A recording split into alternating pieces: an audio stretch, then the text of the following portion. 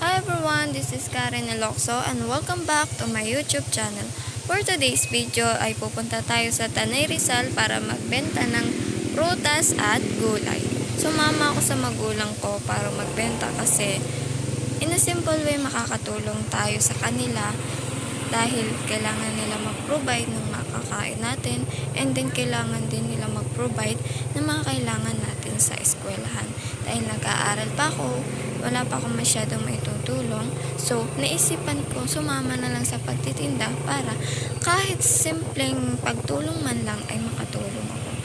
So, dito pauwi na kami and then hindi na ako nakapag-video.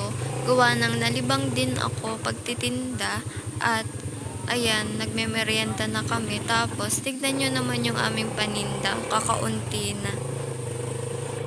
Kaya nagpapasalamat ako sa kasipagan ng magulang ko. Kundi dahil sa kanila, wala kaming kakainin sa pang-araw-araw. At sana balang araw ay ako naman ang makatulong sa kanila at maibigay ko yung mga pangangailangan nila. Yun lang, maraming salamat!